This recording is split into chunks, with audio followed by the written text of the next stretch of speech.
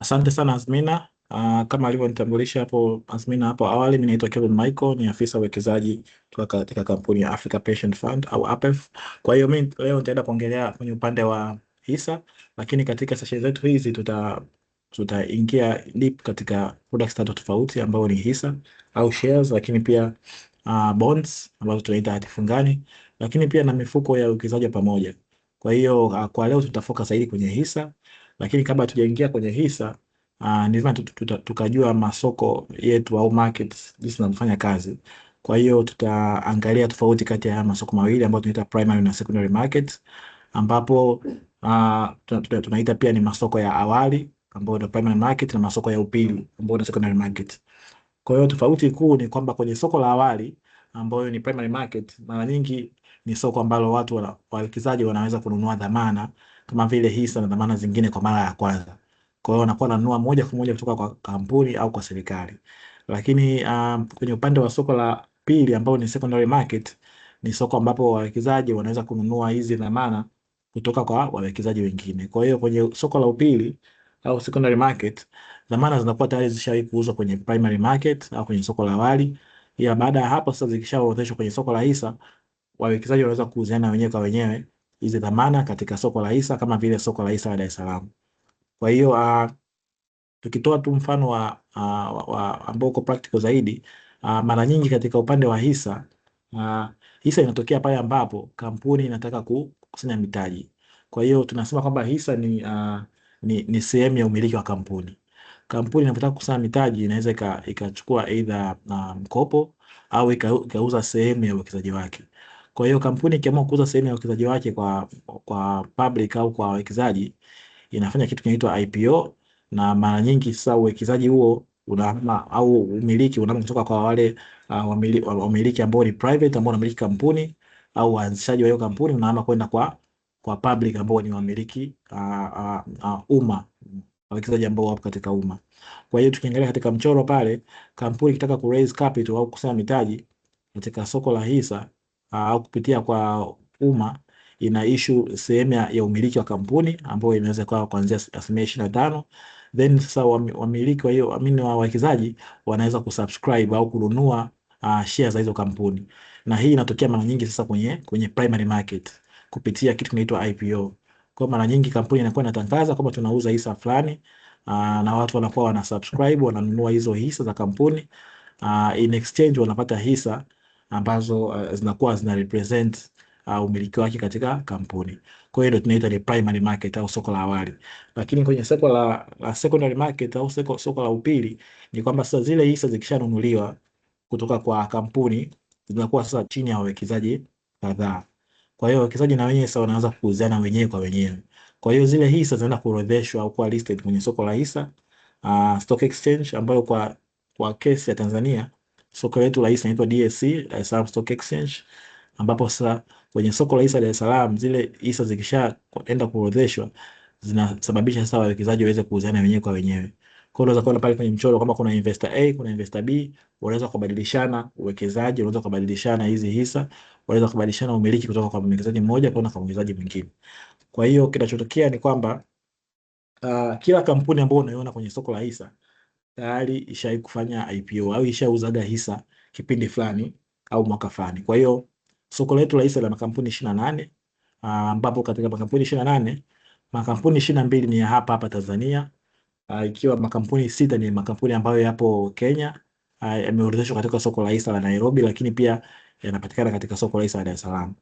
Kwa hiyo makampuni 22 ndio ya hapa hapa Tanzania, ambapo kuna makampuni kama vile Twiga Cement, Tanzania Breweries, Tanga Cement, Swissport, kuna benki kubwa hapa nchini CRDB na NMB, kuna benki kama DCB, kuna benki kama Mkombozi Commercial Bank, Mwalimu, kuna makampuni ya simu kama vile Vodacom, kuna soko la hisa lenyewe ambalo ni DSC na kampuni mengine kadhaa kadhaa. Kwa hiyo kila kampuni ambayo unaiona hapo ishie kufanyaga IPO ambayo ni initial public offering, yani inaita uuzaji wa hisa kwa mara ya kwanza au utoaji wa hisa kwa mara ya kwanza kwa umma, na kila kampuni imetoa hisa zake kwa bei fulani. Mfano unavyoona hapo shilingi 150 ndio bei ambayo CRDB waliuza hisa zao kwa mara ya kwanza mwaka 2009, lakini kampuni kama NMB waliuza kwa shilingi 600 kwa mara ya kwanza ambayo ilikuwa Novemba 2008, Kampuni kama TBL walianza na shilingi 550 mwaka 1998.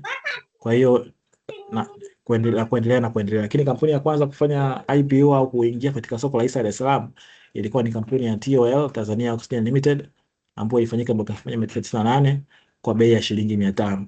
Kwa hiyo unaona kwamba kila kampuni ishafanyika IPO katika kipindi fulani. Kampuni ya mwisho ambayo ishafanyika IPO, ambayo ilifanya IPO katika soko letu ni kampuni ya Jatu, ambayo imeonekana kabisa chini kabisa hapo kwenye hiyo jedwali, ambayo ilifanya IPO yake kwa bei ya shilingi 500 mwezi wa 8 mwaka 2021. Kwa hiyo kuanzia hapo hakukuwa na kampuni nyingine yoyote ambayo imefanya IPO au imeingia katika soko la hisa. Kwa hiyo tunaposema hisa, ukisema unanunua hisa sasa hivi wewe kama mwekezaji, haununui hisa moja kwa moja kwa kampuni, au haununui hisa ambayo ni mpya imetolewa sasa hivi, bali unanunua hisa kutoka kwa mwekezaji mwingine. Huyo mwekezaji mwingine ambaye anakuuzia ni either alinunua kwa mtu mwingine pia, na huyo mtu mwingine akanunua kwa mtu mwingine, lakini mwisho wa siku alinunua wa kwanza kabisa, alinunua kupitia kwenye IPO ambao ni primary market. Then baada hapo zikisha kuja kuorodheshwa sasa kwenye soko la hisa ambao ndio secondary market, soko la pili, ndio mnaweza kuuziana wenyewe kwa wenyewe. Kwa hiyo inakuwa ni chain ya hizo transaction ambapo mnakuwa mnauzana wenyewe kwa wenyewe. Umenunua hisa leo, mpata faida yako ndani ya mwaka mmoja, mpata gawio lako. Umeamua sasa nataka nifanye mambo mengine, unamuuzia mwingine na yeye anapata faida yake, hivyo hivyo inaendelea hivyo hivyo, inakuwa ni mzunguko. Kwa hiyo tuanze kwanza na hiko kitu ili tuweze kupata uelewa jinsi ambavyo hisa zinafanya kazi na jinsi ambavyo hizi markets mbili, primary na secondary markets, tofauti yake, ili kuweza sasa kujua kiurahisi na kuweza kupata uelewa nini hisa inaweza kumaanisha. Sasa kwenye upande wa hisa, kama hisa tunasema kwamba kwa lugha rahisi kabisa, ina represents ownership, yani maana yake ni kwamba ni sehemu ya umiliki wa kampuni. Kampuni yote tunasema kwamba kampuni inakuwa ni wanafanya biashara. Kama ni benki ni kampuni ndio, lakini inafanya biashara. Kampuni ikiwa ni kampuni ya manufacturing ni biashara. Kwa hiyo ni kama vile biashara moja inakuwa ina mmiliki wake.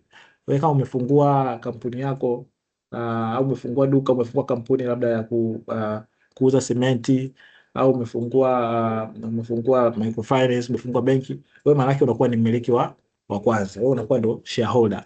Kwa maana yake wewe ndo unamiliki hisa 100% za hiyo kampuni. Sasa siku unavyoamua kwamba hizi hisa nisimiliki peke yangu, waweze kumiliki na watu wengine ambao wapo huko nje, au unavyoachia public nao au umma waweze kumiliki hizo hisa, maana yake sasa unaachia sehemu ya kampuni au unaachia shares, unawapa shares za hiyo kampuni. Kwa hiyo unawapa sehemu ya umiliki wa hiyo kampuni. Unaweza kama ukawapa umiliki wote au ukawapa sehemu ya umiliki katika hiyo kampuni. Kwa hiyo ukiwa mwekezaji, wewe maana yake una umiliki katika kampuni fulani. Ukiwa mwana hisa, hata kama una hisa 10, maana yake wewe tayari ni mmiliki wa kampuni katika kwa kutokana na kiasi chako ambacho unakuwa umewekeza. Ila tu umiliki unatofautiana. Kuna mwingine amiliki 50%, kuna mwingine amiliki 100%, kuna mwingine amiliki 10%. Kwa hiyo tunasema kwamba umiliki kuanzia 50% na kuendelea, huwa inaonekana kabisa kwamba huyo ni mmiliki ambaye ni majority shareholder, yani anamiliki zaidi ya nusu au kuanzia nusu ya hiyo kampuni. Maana yake anakuwa hata na control, anakuwa na nguvu katika decisions za hiyo kampuni, decisions ambazo ni key katika utendaji wa hiyo kampuni. Lakini pia makampuni mengi sana yana hisa. Makampuni yote of course yana hisa, awe ni private au public, kwa sababu kampuni yote huwezi kutengeneza kampuni sasa hivi bila kupitia BRELA na bila kuandaa kitu inaitwa MEMAS, ambao inaonyesha sawa wamiliki wa hiyo kampuni nani.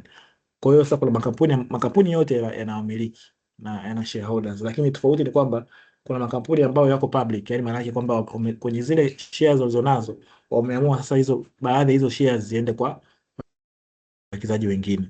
Unaweza kaamua kama share ni 100%, basi 25% iende kwa public. Unaona? Kwa hiyo wanazichukua hizo na wanazilist katika soko la hisa, kwa maana yake sasa watu wanakuwa wanaweza kuuziana wenyewe kwa wenyewe. Kwa hiyo ndio maana kampuni kwa public, yani ipo katika soko la hisa fulani. Kwa hiyo in the case of Tanzania, soko letu la hisa ndio hilo soko la hisa Dar es Salaam, hapo kuna kampuni 28 kama nilizotoa mifano yake pale, kampuni kama Vodacom, CRDB, NMB na kadhalika na kadhalika. Ukiangalia kwenye screen hapo mbele yako utaona kuna mfano wa umiliki au shareholding. Ingawa hizi data za mwaka 2024 kutoka kwenye annual report ya mwaka 2024, lakini kushoto kwako hii ni kampuni ya CRDB Bank, ambapo nimejaribu kuonyesha wamiliki wa CRDB in terms of percentage, yani kwa asilimia. Unaona kabisa kwamba hapo mmiliki mkubwa ni Danida, ambao ni fund kubwa, ni mfuko. ambao uko nje ya nchi ambao wanamiliki 21%. Kuna pensheni ambao ni PSSF wanamiliki pia 13%. NSSF Uganda 7.9%, na wengine na wengine. Unaweza kuona hapa kuna hadi wamiliki ambao ni watu binafsi. Mtu kama huyo Patrick Sheg ni mmiliki ambao ni of course ni mtu mzungu, yuko nje ya nchi, anamiliki 1.9%. NSSF kuna mtu kama huyo Hans Macha ni Tanzania, anamiliki sehemu ya kampuni ya CRB na kadhalika na kadhalika. Kwa hiyo hao watu wote ni wanahisa. Kwa hiyo kwa ujumla hao wanamiliki 7.5%. Unakuta kuna wengine pia sasa ambao ni wamiliki wadogo wadogo, mimi na wewe kwa pamoja, kwa jumla yetu tunakuta na sisi tunamiliki kiasi fulani, labda kwa 40% na 2.5 ambacho kimebaki pale ili kutimia 100%. Na ukiangalia pia kwenye upande wa kulia pia kuna kampuni ya NMB ambayo inamilikiwa pia na institution ambayo ni ya Rise BV, nadhani hii ni iko nje ya nchi, ni benki. Lakini pia kuna Treasury Register ambayo ni serikali yenyewe inamiliki 31%.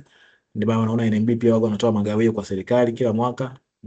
Lakini pia kuna NSSF Uganda, kuna Nicol, kuna hawa wamiliki wawili ambao ni mtu na kaka yake. Lakini pia kuna ambao ni individuals pia. Lakini pia kuna makampuni mengine ambao wameinvest, kampuni kama Basi Exports na NSSF na kadhalika. Lakini ukiangalia mstari wa chini kabisa pale utaona kuna General Public 10.93 kwa mwaka 2024. Hizi data za mwaka 2024 kwa sasa hivi sasa kama zimebadilika kidogo, lakini ni kujaribu tu kuonyesha mfano wa jinsi ambavyo kampuni inakuwa inamilikiwa. Kwa hiyo ukiangalia pale kuna General Public inamiliki 11% au 10.93. Maana yake ni kwamba mimi na wewe kwa pamoja kwenye hizi hisa ndogo ndogo ambazo tunamiliki hisa chache, let's say ambazo hazifiki 0.1%. Maana yake kuzijumlisha kwa pamoja sasa ndo tunafika 10.93. Kwa unakuta hawa ni wawekezaji wengi kwa pamoja, lakini kwa wale wakubwa wakubwa ndio unaona wameweka kabisa pale kwamba huyu amiliki 34%, 31% na kadhalika. Kwa hiyo in total lazima ije kufika 100%, ambayo inakuwa ndio umiliki wa kampuni nzima.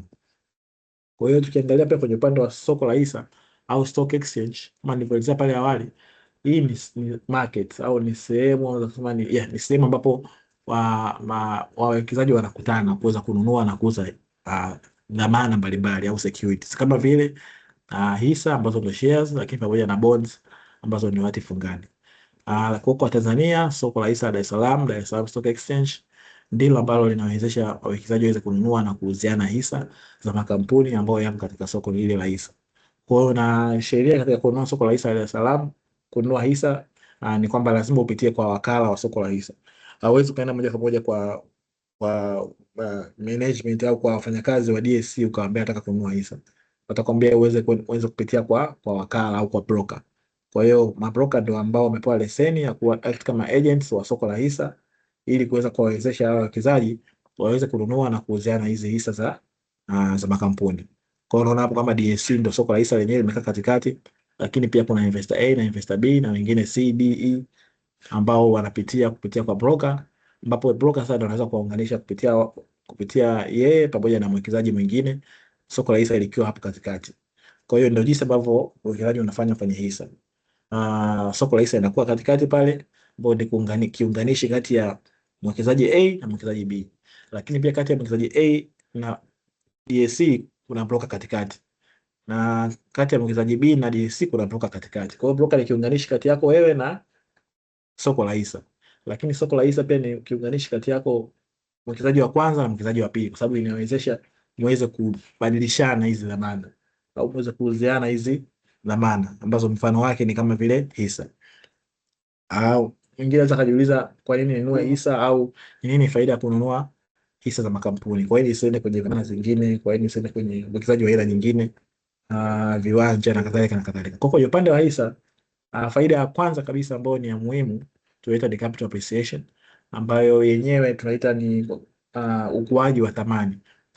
Kila hisa inakuwa ina bei yake. Kama nilivyoonyesha pale mwanzoni kwenye wakati unaanza kuuza hisa kwa mara ya kwanza kwenye IPO, kuna bei ambayo ulikuwa unauzia, na hata ukishauzia kwenye IPO zikija kuwa listed kwenye soko la hisa, bei zinakuwa zinabadilika kila siku kulingana na jinsi ambavyo mwenendo wa demand na supply inapokuwa inabadilika. Kwa hiyo unaponunua hisa leo, unanunua hisa katika kampuni ambayo unaamini kabisa kwamba hii kampuni ni nzuri, inafanya kazi vizuri. Ni kama biashara nyingine yote. Uwezo ukasema sasa hivi unawekeza katika biashara ambayo unajua haitakulipa. na uwezo kusema unafungua duka sasa hivi unajua business sitopata faida.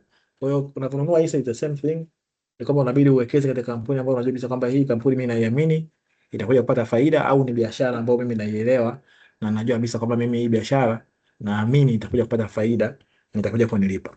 Kwa hiyo kuna mwingine anapendelea benki, kuna mwingine anapendelea manufacturing companies, mwingine anapendelea kampuni za simu, anajua kabisa kwamba bana hawa kila siku wanauza vocha, watu wanatuma hela. Kwa hiyo lazima wapate faida, lazima wapate revenue, kwa sababu watu wengi wanamiliki simu na nini.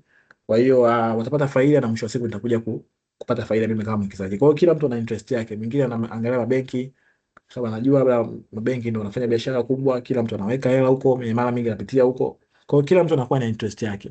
Cha muhimu tu ni kuangalia kwamba ni kampuni ambayo nawekeza iweze kwa kampuni ambayo naiamini na nimefanya kuangalia matokeo yao ya mwaka, kufanya analysis yangu, najua kabisa kwamba kampuni itafanya vizuri na bei yake itakuja kuongezeka.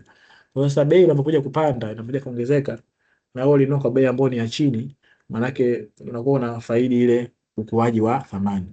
Mfano umenunua kampuni benki, umenunua hisa za benki fulani labda kwa bei ya shilingi 200 kwa hisa leo, then baada ya mwaka mmoja hisa moja inauzwa shilingi 400. Inamaanisha kama ulitumia shilingi milioni 10 sasa hivi kununua hisa za kwa shilingi 200, na baada ya mwaka mmoja hisa hizo zinauzwa shilingi 400, ambapo ni mara mbili zimedouble, maanisha hata milioni 10 yako itapata thamani kutoka milioni 10 mpaka milioni 20. Sema price ukiweka milioni 50, maana utakuta imefika milioni 100 kama bei itakuwa imepanda mara mbili yake. Kwa hiyo hiyo ndio tunaita ukuaji wa thamani au ukuaji wa mtaji, kutokana na kwamba bei nayo inakuwa imekua au bei inakuwa imepanda. Lakini pia kuna faida kupitia gawio. Makampuni yanafanya biashara mara nyingi wanakuwa wanapata faida kama nilivyosema, kwa sababu biashara kama ni benki wanapata faida tuseme bilioni kadhaa kwa mwaka. Hasa wakipata ile faida waga wana tabia ya kutoa sehemu ya ile faida kurudishia wawekezaji wote kama gawio. Mmekuwa mkiona serikali inapokea gawio kutoka kwa makampuni kadhaa, kampuni kama NMB natangaza kama nimepokea gawio la shilingi fulani, serikali imepokea gawio la shilingi trilioni 2, la shilingi bilioni kadhaa. Kwa hiyo hiyo ni kwa sababu serikali yenyewe inakuwa ni mwanahisa katika hizo kampuni. Sasa na wewe ukiwa kama mwanahisa wa kampuni hizi au kampuni fulani huko, wewe kama mmiliki una haki ya kupokea faida ambayo inatokana katika hiyo kampuni. Kwa hiyo watakapopata faida yoyote katika biashara yao, watatoa portion ya ile faida, wataitoa kwa wanahisa wote kama gawio. Lakini pia hii inategemea na hisa ulizonazo. Maana yake kama una hisa nyingi zaidi, maana yake utapata faida ambayo ni kubwa zaidi, utapata gawio ambayo ni kubwa zaidi. Excuse me. Lakini kama una hisa chache, maana yake utapata gawio kutokana na hisa ambazo ulizonazo. Lakini pia ukiachana na magawio, ukiachana na bei kupanda au mtaji kukua, kuna faida ambayo unaipata kwa kuwa mmiliki wa kampuni. Kwa sababu unapokuwa mmiliki wa kampuni, maana yake utakuwa unapata zile haki za umiliki. Haki za umiliki kama vile kupiga kura katika decisions muhimu za kampuni, katika maamuzi muhimu ya kampuni. Kampuni inataka kubadilisha mwenyekiti wa bodi, inataka kubadilisha sera fulani ambazo za muhimu katika kampuni, ambazo unajua bisa kwamba hizi sera zinakuja kusababisha kampuni iweze kuendelea zaidi. Kwa hiyo wewe kama mwekezaji unakuwa una haki ya kupiga kura, una haki ya kuhudhuria mikutano mkuu wa wanahisa ambao unafanyika kila mwaka, ambapo hapo unakuwa unapata chance ya kuweza kupiga kura na kushiriki katika kufanya maamuzi makuu au makubwa ya kampuni. Lakini pia at the same time unaweza ukauliza maswali,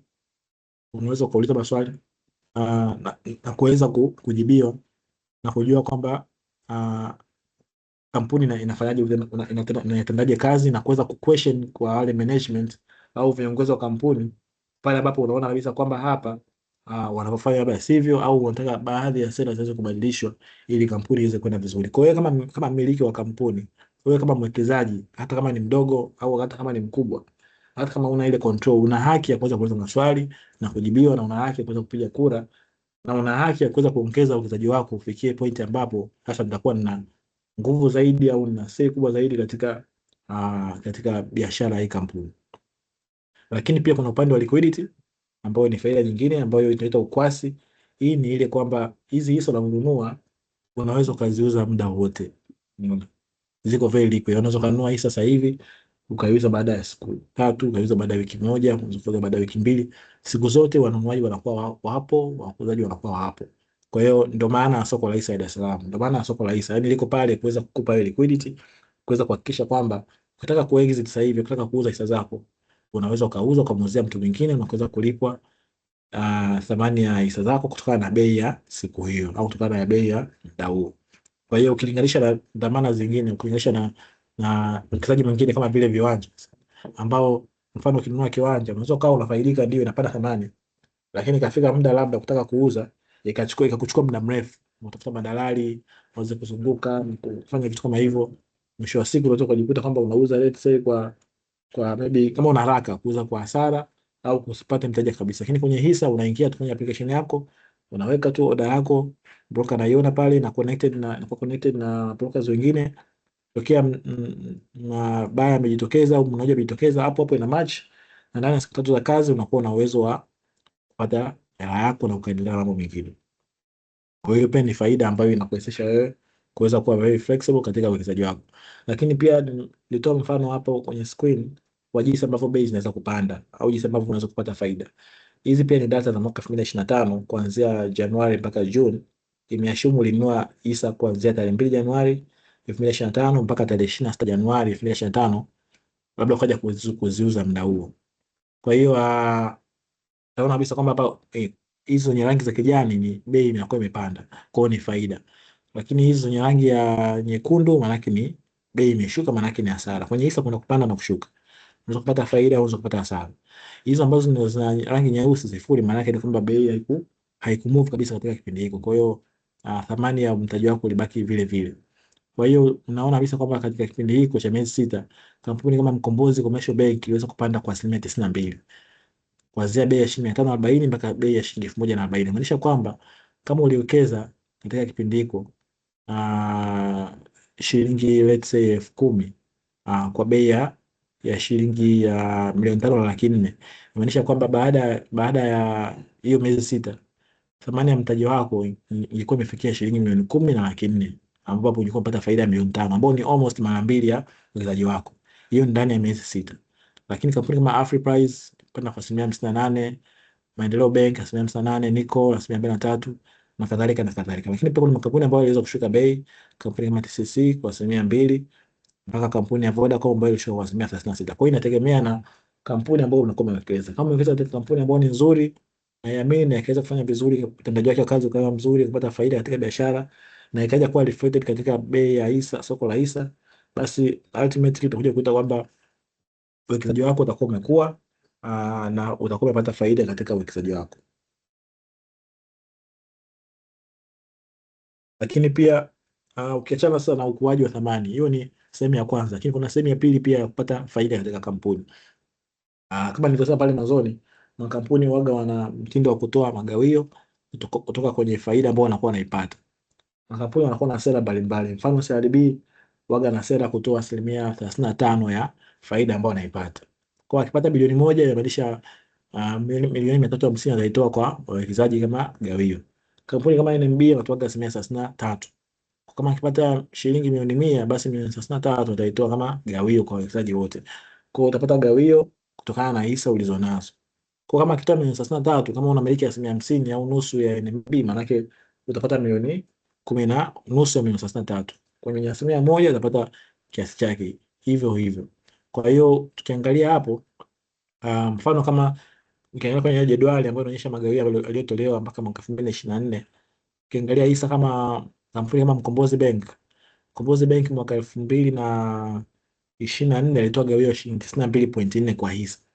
Inaonyesha kwamba kama ungekuwa una hisa 10,000 ambazo tulizinunua huko nyuma kwa bei ya shilingi milioni 5 na laki 4, gawio ambalo ungepata hapa kwa mwaka ni shilingi 924. Kama ungekuwa una hisa za CRDB ambazo ulinunua kwa bei ya hisa 10,000, inamaanisha kwamba ungepokea gawio la shilingi 6,000 na nusu, kwa sababu alitoa gawio la shilingi 65 kwa hisa mwaka 2024. Kwa hiyo inategemea na kampuni ambayo umenunua, inategemea na kampuni ambayo na gawio ambalo litatolewa ni shilingi ngapi kwa hisa, na inategemea umenunua hisa ngapi za hiyo kampuni. Ukinunua hisa nyingi, maana yake unapata hisa unakuwa umespend zaidi, lakini pia faida yako inakuwa ni kubwa zaidi kwenye gawio, lakini pia kama bei ikipanda, maana yake faida yako pia itakuwa ni kubwa zaidi, kwa sababu thamani ya mtaji wako itakuwa imekua kwa kiasi kikubwa kulingana na zile hisa ulizonazo. Kwa hiyo na hiyo jedwali nilipoonyesha tu historia, ingawa liko updated, historia ya makampuni imekuwa ikitoa gawio kuanzia mwaka 2017, ingawa hapo hatujaweka mwaka 2025 kwa sababu pia ameshatoa mwaka 2025. Tunasubiria tu magawio mwaka 2026 ambayo yatatolewa mwakani. Unajua magawio yanakuwa yanatolewa mwaka unaofuata. Kwa hiyo magawio mwaka 2024 yamekuja kutolewa mwaka 2025. Na magawio mwaka 2025 yametolewa mwaka huu 2026. Makampuni kama CRDB, NMB tayari yameshatoa magawio mwaka huu, lakini magawio ambayo yametoa mwaka huu ni magawio ya mwaka uliopita 2025. Baada ya kufunga mwaka wa hesabu pale Disemba, kutoa matokeo yao yaliyokuwa audited au yaliyokaguliwa, ndipo sasa wanapokaa pale kikao na kuamua kwamba gawio la mwaka jana lilikuwa ni tutoe shilingi ngapi kutoka kwenye ile faida ya kampuni. Kwa hiyo ni mifano tu ya kampuni ambapo imekuwa ikitoa gawio. Ukiangalia kampuni kama CRDB imetoa gawio ya shilingi 5 mwaka 2017, imekuwa ikipanda mpaka kufikia shilingi 65 mwaka 2024, na mwaka 2025 pia iliongezeka. Kampuni kama NMB imetoa shilingi 64 mpaka shilingi 428, mwaka 2025 iliongezeka nadhani mpaka shilingi 610. Kwa hiyo imekuwa ikiongezeka kila mwaka kutokana na kwamba hizi kampuni zinakuwa zinapata faida kila mwaka, na faida hiyo inakuwa ikiongezeka siku hadi siku.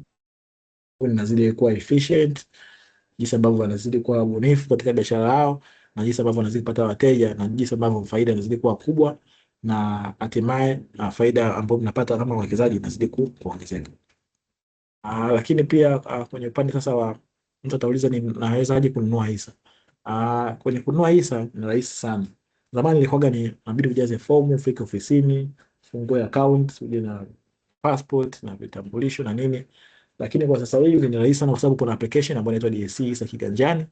Ipo kwenye Play Store, kwenye Android, ipo kwenye App Store, iPhone, ambapo unaweza ukaidownload pale kwenye hiyo store, ukishadownload uka install, then ukaweza kujiunga pale pale. Kwa hiyo itakachotaka pale ni kitambulisho chako cha NIDA, actually ni namba za NIDA.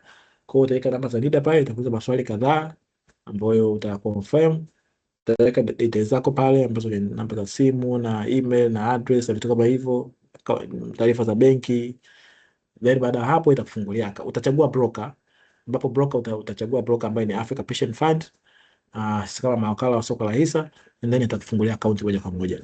Kwa hiyo Azmini alitangulia kusema pale awali kwamba APF kama APF, Africa Pension Fund, tunatoa huduma mbalimbali. Ya kwanza ikiwa ni ile ya fund management au usimamizi wa mitaji au usimamizi wa mifuko pia, lakini pia huduma nyingine ambayo tunatoa ni brokerage services, ambao ni wakala wa soko la hisa Dar es Salaam. Kwa sisi kama wakala tunaweza tukakuwezesha kuweza kununua na kuuza hisa zilizopo katika soko la hisa la Dar es Salaam.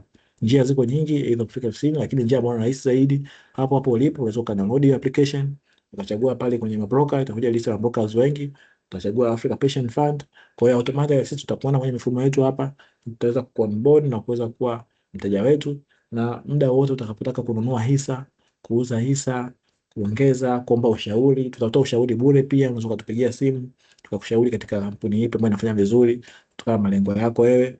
Unaweza ukataka kuuza hizo hisa, unaweza ukataka kufanya mambo mengine kama vile kupokea magawio au kufuatilia kuhamisha hizo hisa kutoka mtu mmoja kwenda kwa mwingine, na vitu kama hivyo. Kwa hiyo tunasaidia katika vitu vyote hivyo kwa pamoja, lakini pia na kutoa ushauri wa jinsi gani unaweza kuwekeza both katika hisa na katika uwekezaji mwingine wa aina yoyote, na tunatoa ushauri huo bure kabisa. Unaweza kupiga simu au kufika ofisini kwetu na tukaweza kushauri katika hilo. Lakini pia ukiona ni ngumu kufika ofisini na vitu kama hivyo, tuna email ambayo tunayo hapa, nimeweka kwenye screen, apef@apef.co.tz, ambayo unaweza kutumia email muda wote tukakujibu. Lakini pia tuna website ambayo ni www.apef.co.tz. Unaweza kutembelea website yetu ukapata contact zetu, ukapata taarifa zetu zote kuhusiana na mifuko yetu, kuhusiana na service ambazo tunatoa hizo wakala soko la hisa. Lakini pia maswali mengine yote ulionao ukapata majibu yake pale, na taarifa reports ambazo tunatoa na kadhalika na kadhalika. Lakini pia unaweza kutupigia simu kupitia namba ambazo unaziona hapo mbele yako, namba ya bure ambayo ni 0800 111 234, pamoja na hiyo ya 0222 unaweza kutupigia simu muda wote tukakuelekeza tukakushauri jinsi gani unaweza kuanza safari yako ya uwekezaji, au kama mtu ambaye umeanza, basi ni jinsi gani ambavyo unaweza kuendeleza na kuweza kuboresha uwekezaji wako. Kwa hiyo tulisema leo tutaanza na hisa kwanza, na katika vipindi vijavyo na tukaingia katika upande wa dhamana zingine kama vile hati fungani za serikali ambazo ni treasury bonds au bond za BOT kama mshia kuzisikia, lakini pia kuna hati fungani za makampuni ambazo pia tutakuja kuona ni hati fungani zipi na unaweza kuwekeza vipi, lakini pia na kwenye upande wa mifuko ya uwekezaji pamoja kama vile ziada fund, jinsi gani unaweza kuwekeza, jinsi gani unaweza kuingia kwenye application ukawekeza ukafungua account na kadhalika na kadhalika, lakini pia na vitu kama vile ETFs ambayo ni dhamana pia ambayo ipo katika soko la hisa, lakini pia kwenye upande wa hati fungani za serikali, jinsi gani ya kushiriki minada ya serikali ya BOT unaweza kusaidia pia katika hilo. Kwa hiyo tutakuja kuona hivi vitu vyote na kuangalia kwa undani zaidi jinsi gani unaweza kushiriki. Kwa hiyo kwa leo tumeanza na hisa na kufikia hapo tunakuwa tumefika mwisho wa presentation yetu ya leo. Kwa hiyo nikaribisha maswali kwa wale ambao watakuwa na maswali, karibuni sana. Mtu kanyosha mkono, then tutaweza kujibu swali lako. Karibu sana.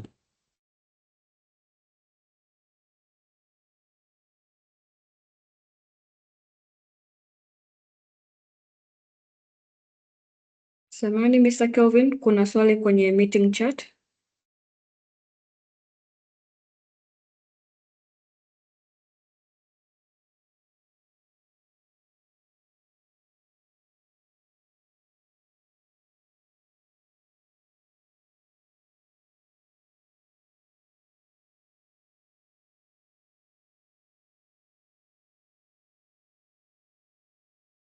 Karibu kwenye swali. Kuna swali kwenye meeting chat, kwenye chat za meeting. Okay.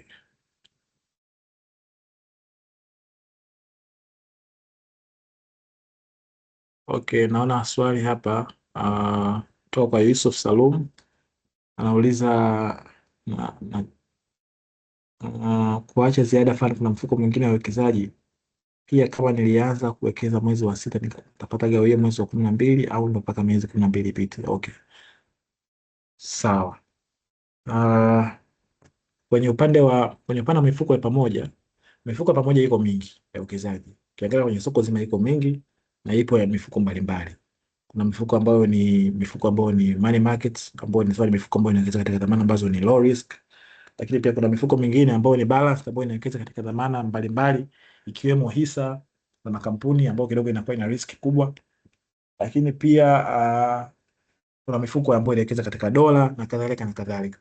Kwa hiyo kwenye upande wa APEF, sisi tuna mfuko mmoja ambao unaitwa Ziada Fund, ambapo mfuko ambao unawekeza katika dhamana mbalimbali ikiwemo hati fungani za serikali, hati fungani za makampuni, lakini pia dhamana za kifedha za muda mfupi.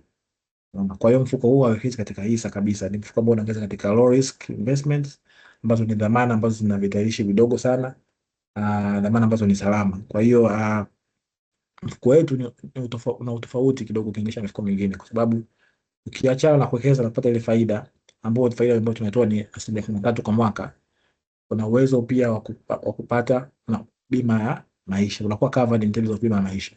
Kwa hiyo upate tu faida, lakini pia unakuwa unalindwa wewe pamoja na beneficiaries wako au wewe pamoja na wapendao. Kwa hiyo inachotokea ni kwamba unawekeza katika mfuko huu wa ziada, umewekeza kiasi fulani, ikitokea chochote kimetokea, unalipa mpaka asilimia, wale wa beneficiaries wanalipa mpaka 50% ya uwekezaji wako. Kwa hiyo hela yako inakuwa iko pale, faida yako pamoja na faida ya 13% kwa mwaka, lakini pia chochote kikitokea, maanake bima maisha itakava mpaka 50% ya ile uwekezaji. Kwa hiyo kama umeweka let's say milioni 50, unapata faida ya 13% kwa mwaka ya milioni 50. Lakini ikitokea haupo duniani sasa hivi, maanake wale ambao ni beneficiaries au wale ambao ni warithi watapewa nusu ya milioni 50 ambao ni milioni 25 kama bima ya maisha.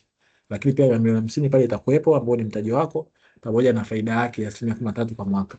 Hiyo ni kama ukiwa haupo, lakini pia kama wewe ukipata ulemavu wa kudumu ambao utakuwezesha usiweze kufanya kazi kabisa, utalipwa 50% ya uwekezaji wako. Kwa kuna faida kama hizo. Pia kuna faida kwenye upande wa mkono wa pole kwa watoto mpaka 4 na faida kama hizo. Kwa hiyo inakuja na bima ya maisha ambayo ni kitu ambacho ni tofauti kabisa ukilinganisha na mifuko mingine, lakini pia ukiangalia kwenye upande wetu wa mfuko wa ziada tumeinvest sana kwenye upande wa teknolojia ili kuweza kurahisishia. Ukiangalia tuna application ambayo iko very user friendly na very efficient.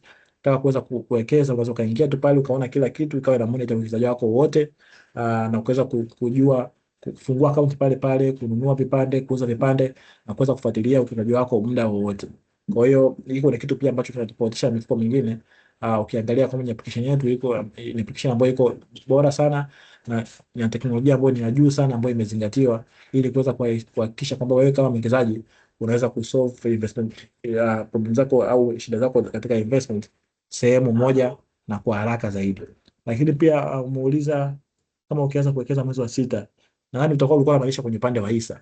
Sasa kwenye upande wa hisa kinachotokea ni kwamba magawio yanakuwa yanatolewa mara moja kwa mwaka. Sasa inapokuwa yanatolewa ni kwamba kabla gawio hajatangazwa, ile sema inatangaza gawio la shilingi 100 kwa kila hisa, kunakuwa kuna tarehe muhimu au kalenda ambayo unakuwa unaitoa kama kampuni, ambao wanakuwa wanasema kabisa kwamba tunatoa gawio la shilingi 100 kwa hisa, lakini tutaitoa labda tarehe 22 Juni. Kwa hiyo kwa wawekezaji ambao watanunua hizo hisa kuanzia tarehe labda 10 mwezi wa 5 mpaka tarehe 15 mwezi wa 6 watapata ile gawio.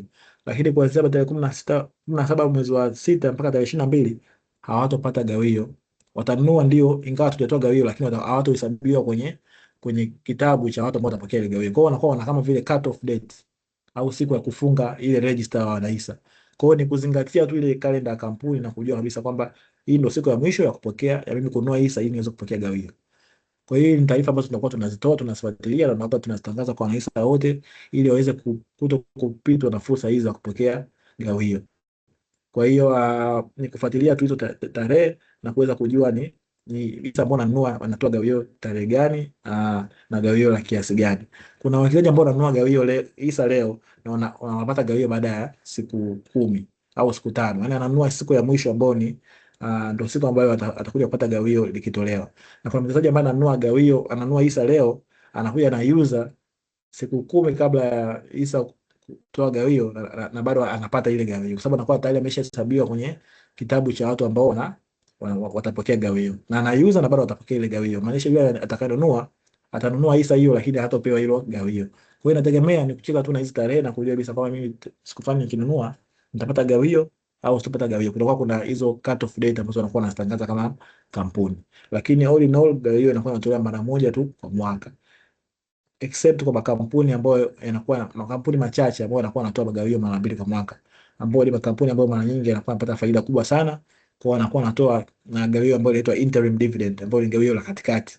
Kwa wakishaona mpata faida kubwa ndani ya miezi 6 wanaweza kutoa gawio la kwanza, then wakija kumaliza kufunga mwaka wanaweza kutoa gawio la pili ambayo ni final dividend, baada ya kuona kabisa kwamba ili ni faida kwa faida ambayo tumeipata tunaweza ikaturuhusu tuweze kutoa gawio mara 2. Yes. Lakini pia umeuliza kwa sasa ni hisa gani ambazo unaweza kutambia ni fursa nzuri za kuwekeza, alafu pia kwenye kulipa amefila nisaidiaje? Okay. Kwa hiyo kwenye hisa za makampuni naweza kusema hisa inategemea pia na malengo ya mwekezaji. Kuna wawekezaji wanapenda kuwekeza katika mabenki, kuna wengine katika makampuni ya manufacturing, kuna wengine wanapenda kuwekeza katika makampuni ya simu, kuna wengine wanapenda kuwekeza katika makampuni ambayo labda ni ya shirika la ndege na kadhalika na kadhalika. Kwa hiyo inategemea na wewe malengo yako. Kwa kawaida ndani ya uwekezaji wa kipindi cha muda mrefu makampuni mengi waga yanakuwa yanafanya vizuri. Lakini katika kipindi cha nyuma kilichopita, tuseme miaka 5 au 4 3 iliyopita, makampuni katika sekta ya benki ni makampuni ambayo yamekuwa yakifanya vizuri sana. Kwa sababu yamekuwa yakitoa magawio consistent kila mwaka, lakini pia hata uwekezaji wao ile bei ya hisa imekuwa ikipanda kwa speed ambayo ni nzuri. Kwa makampuni kama CRDB, NMB yamekuwa yakifanya vizuri sana, ingawa katika kipindi hiki cha mwaka 2026 hasa vipindi vya karibuni miezi 3 4 iliyopita kidogo speed imekuwa ikipungua kidogo, lakini overall ukiangalia in the long run ni makampuni ambayo ni mazuri sana kwenye upande wa kuwekeza. Makampuni pia kama na DSE ambayo ni soko la hisa wenyewe, tumeona kwamba imekuwa kuna mwamko sana wa watu kuwekeza. Wawekezaji wamekuwa wengi sokoni kwa mwaka huu, kwa miezi 6 hii ya mwanzo mwaka huu pekee, ule ununuzi wa hisa umekuwa umekuwa mara 2 ya ununuzi wa mwaka mzima uliopita 2025. Kwa hiyo tunasema kwamba sasa hivi tulipo mpaka miezi 6 ya mwanzo 2026 tayari tumeshapita kilichotokea mwaka 2025. Yaani uwekezaji umekuwa maradufu, na ule uwekezaji unaita turnover, hisa ambazo zimenunuliwa kwa thamani zimezidi, yaani zimekuwa maradufu. Kwa hiyo kama mwaka jana mzima 2025 hisa zilinunuliwa za milioni 10, basi kwa mwaka huu 2026 mpaka kufikia mwezi wa sita, basi zimenunuliwa zaidi ya milioni 10. Kwa hiyo imaanisha mpaka kuja kufika mwaka 2026 mwishoni Disemba, hisa zitakuwa zimenunuliwa nyingi sana, na wawekezaji watakuwa wameongezeka wengi sana, na wanakuwa wanazidi kuongezeka kutokana na kwamba elimu inazidi kuongezeka siku hadi siku, na hisa zinazidi kununuliwa na makampuni yanazidi kufanya vizuri. Kwa hiyo hivyo vyote vikitokea, kampuni kama DC ambayo ni soko la hisa yenyewe linakuwa lina gain kutokana na kwamba wanakuwa wanapata fees, wanakuwa wanapata inakuwa linakuwa pia kwenye upande wa revenue. Kwa hiyo kampuni ya soko la hisa Dar es Salaam kama lenyewe kwa sababu limeorodheshwa, ni kampuni ambayo in the long run pia ni kampuni ambayo ni nzuri sana kuwekeza, kwa sababu makampuni mengine yanapozidi kukua na watu wanapozidi kununua hisa na kuuziana, basi na yenyewe pia inazidi kupata revenue, na inazidi kupata faida, inazidi kutoa gawio ambayo ni kubwa zaidi, na bei yake inazidi kupanda. Kwa hiyo ni kampuni pia ambayo ni nzuri ya kuwekeza. Lakini pia kuna makampuni ambayo yapo katika sekta zingine kama vile ya simenti, kampuni kama Twiga Cement na kadhalika na kadhalika. Kwa hiyo ni wewe kama mwekezaji kuangalia ni kampuni gani ambayo naona kabisa hii naiamini na inaweza kukua kwa kutokana na biashara hiyo kampuni. Ukiwa umeelewa biashara hiyo kampuni, unaweza kufanya maamuzi sahihi na unaweza kujua kwamba mimi naweza kuweka hela yangu katika kampuni hii hapa. Lakini pia APF inanisaidiaje kulipwa? Kwenye kulipwa, wewe unapouza hisa kwenye application, automatically ile order inakuja kwa broker moja kwa moja, inakuwa channel kupitia DSC. Kwa hiyo yule mwekezaji ambaye ananunua hizo hisa analipa hela kwa broker, inatoka kwa broker inahamishwa inakuja kwako moja kwa moja automatically, bila hata wewe kutafuta sisi, kupitia tu application yako. Kwa hiyo APF inakusaidia kwamba yeye ni wakala wa soko la hisa, anaweza kukulipa hiyo hela moja kwa moja kutoka kwa mnunuzi, kwa sababu mnunuzi anamlipa wakala ambaye ni APF kabla hata hajanunua hizo hisa, analipa hiyo hela. Kwa hiyo anaweka tu ile order na analipa hiyo hela, inaingia kwa APF, and then wewe ukishauza hisa zako, hela tayari APF anakuwa nayo. Kwa hiyo moja kwa moja anakulipa wewe kama mwekezaji. Lakini pia kwenye pande magawio pia, kama kuna kampuni ambayo unamiliki ambayo hujapata gawio, umekuwa ukifuatilia ambayo hujapata gawio hilo, au umenunua sasa hivi ukatokea umenunua na wakatangaza gawio wakatoa, lakini hujapata, pia sisi kama APF kama wakala wa soko la hisa watu wakusaidia kwa kuongea na soko la hisa na kuongea pia na hiyo kampuni husika na register ambao unahusika, na kuweza kuhakikisha kwamba unapewa hilo gawio ambalo unakuwa unastahili. Whether ni la mwaka mmoja uliopita, na mwaka huu au miaka 10 iliyopita, magawio waga hayapotei, muda wote anakuwepo na kama umetuzwa. Kama taarifa zako ulibadilisha labda za benki, ile bora hawajakuwekea, tunafuatilia na kusaidia, na gawio lako linaweza kuweka kwenye akaunti yako ya benki ambayo unakuwa unaitumia sasa hivi. Natumaini nitakuwa nimejibu maswali yako Bwana Yusuf.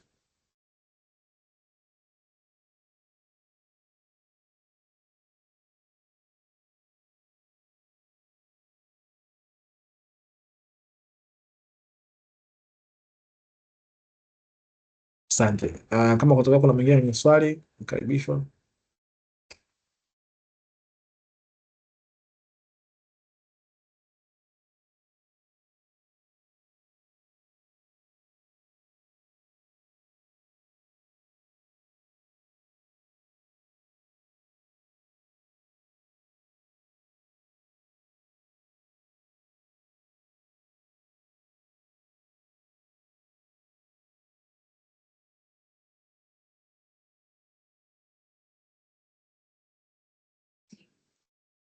Karibu Joyce.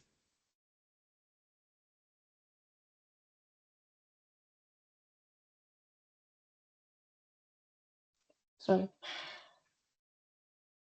Swali langu ni kwamba kama nimebadilisha broker, labda nilikuwa CRDB nimehamia kwenye APF, ule muamala unahamishwa automatic or I have to do something? Okay, ulihamisha kupitia application?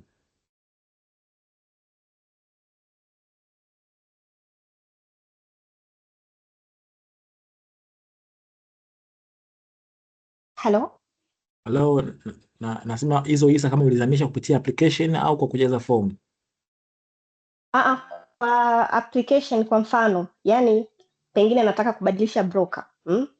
Nimeingia kwenye application, nimechange broker. So salio linahama automatic au natakiwa nijaze tena form? Okay. Sasa unavyonunua hisa kwa wakala fulani, tayari hizo hisa yeye anakuwa anazitake care. Kwa maana yake automatic unaponunua hisa lazima uwe umemlipa kabla hujazinunua ili kuweka hiyo order. Kama umezinunua na hizo hisa Yes. zikaseto, maana yake zikawa zako tayari, zitakuwa zipo kwa huyo wakala. Kwa hiyo ukichange broker pale, kinachofanyika ni kwamba kitakachoama ni akaunti yako peke yake, yani details zako, lakini hisa zitabaki kule. Ukitaka uzihamishe zote kwa pamoja, inabidi ufanye kitu inaitwa consolidation, yani kwamba kwa sababu unavyohamisha hiyo CDS kutoka kwa broker huyo kuja kwetu, maana yake CDS itahama, lakini hisa zitabaki kule. Kwa hiyo inabidi ujaze tena form nyingine ambayo itazamisha sasa hizo hisa zenyewe kama zenyewe kutoka kwa yule broker kuja kwa APF. Kwa hiyo kuna fomu ya kujaza ambayo inakuwa ndo inakusaidia kuweza kuhamisha na hizo hisa.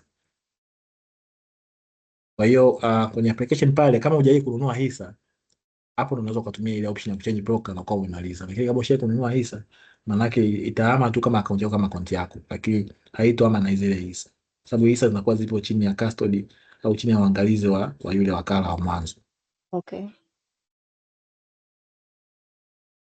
Okay, kama akaunti ni mpya na unataka tu kubadilisha broker, haujanunua bado hisa, ukichange broker then it's fine, kila kitu. Umemaliza, yes, umemaliza.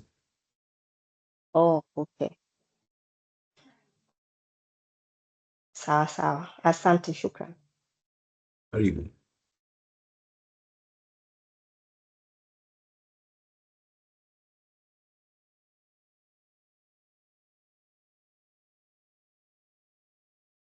Karibu sana. Kama mwingine mwenye swali, naona Wilbrod muuliza kama APF anategemea kuanzisha mfuko mwingine apart from Zeda Fund ambao utakuwa unawekeza kwenye hisa. Hilo ni kitu ambacho nimekuwa kifanyia kazi na katika muda kadhaa sasa. Kwa hiyo tupo kwenye hatua na tuseme sio za mwisho, lakini katikati kuweza kuanzisha mfuko ambao utakuwa unawekeza pia katika hisa. Sababu tumeona kwamba kuna watu wengi sana ambao wanataka mifuko ya aina hiyo, sababu ni mifuko ambayo kidogo inakuwa inakupa return ambayo ni of course ni kubwa zaidi, kwa sababu kutokana na kwamba inawekeza katika hisa ambazo zinakuwa zinatoa faida ambayo ni kubwa zaidi. Kwa hiyo tupo kwenye hizo initiatives za kuweza kuanzisha huo mfuko, na kinachofanyika ni kwamba tumeanza na ile kwamba inabidi huo mfuko uweze kwenda kwa regulator ambaye au authority ambayo ni mamlaka ya masoko ya mitaji ya dhamana Tanzania, CMSA, ili aweze kuangalia na kuapprove, na kisha kuapprove basi tunaweza tukaanza launch, tukafungua na ukawa upo available kwa wawekezaji kuweza kuwekeza. Kwa hiyo ni kitu ambacho tayari tushakianzisha na ni swala tu la muda, na kisha kuwa approved na mamlaka husika ambayo ni CMSA, basi mtaona tunatangaza mfuko wetu mwingine, na inaweza isiwe mmoja, inaweza kawa ni zaidi ya mmoja, ikawa mengine ambayo inawekeza katika dhamana ambazo ni tofauti, ili kuweza kuwapa options zaidi za kuweza kuwekeza kiachana na mfuko huu ambao tayari.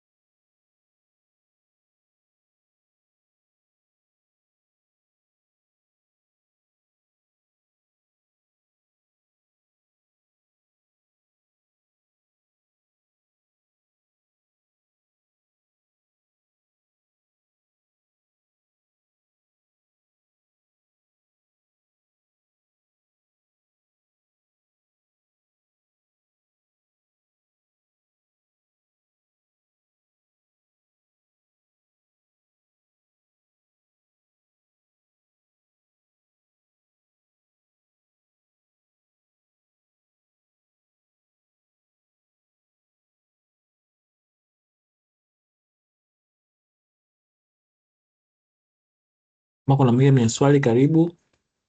Kama kutoka kuna namna mwingine mwenye swali, napenda tu kwa encourage mweze kuwekeza kupitia application zetu. Unaweza kuwekeza katika mfuko wa Ziada Fund.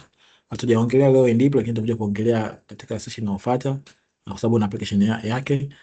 Lakini pia na application ambayo ni ya DSC kiganjani kama nilikuwa naongelea hapo mwanzo, ambayo inakuwezesha kuweza kununua hisa za makampuni yanayopo katika soko la Dar es Salaam. Kwa hiyo ukiingia ile application, unaingiza namba yako ya NIDA, unajibu maswali, unaingiza taarifa zako, unachagua broker ambaye ni na Africa Pension Fund, Then baada hapo unakuwa na uwezo kuweza kuwekeza, kununua hisa, kuuza na kufuatilia uwekezaji wako muda wowote.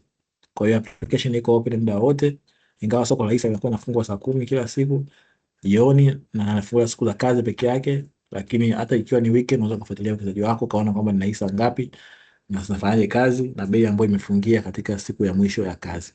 Kwa hiyo ni application ambayo iko very user friendly, unaweza download. Ametoka kutoa update juzi hapa ili kuwezesha wawekezaji waweze kushiriki kwa more efficiently. Unaweza download pale ukachagua app kama broker yako na ukaweza kuanza safari yako ya uwekezaji. Kwa hiyo kusema hayo, nimkaribisha Azmina naye aweze kama na kitu chochote tuweze kufunga. Okay. Asante sana Kevi kwa session nzuri. Jamani, Africa Pension Fund ipo kwa ajili ya kutoa suluhisho la uwekezaji. Yaani we are here kwa sababu tupo kwa ajili ya kuelimisha, lakini pia kutoa fursa nyingi kwa ajili ya watu waweze kuwekeza. Leo tumefanya somo la hisa. Tutatoa tena tarehe nyingine ama advertisement nyingine ambapo tutaendelea kuongelea kuhusu soko sasa la hati fungani. Mtu akitaka kununua bond afanyaje, bond ni nini, lakini pia hizi hati fungani zinauzwa lini na lini. Lakini pia tutaenda pia kuongelea huduma zetu zingine, hasa mfuko wetu huu wa Ziada Fund, lakini pia na products nyingine ambazo tunazo. Tunashukuru sana. Tunapatikana kwenye mitandao ya kijamii kama APF Tanzania. Tupo Instagram, tupo Facebook, tuko LinkedIn, tuko YouTube. Lakini pia kwa mawasiliano mnaweza mkatupigia simu bure kabisa 08111234 08111234. Lakini pia tuna namba ya WhatsApp ambayo mnaweza mkatutumia message tuwa join kwenye WhatsApp group, kwa sababu kwenye WhatsApp group letu huwa tunatoa taarifa mbalimbali kila siku. Kwa ili kuwa updated unaweza ukatuambia tukujoin kwenye group letu la WhatsApp. Namba yetu ya WhatsApp ni 0795 888 123 0795 888 123. Asanteni sana na niwatakie mchana mwema. Shukran.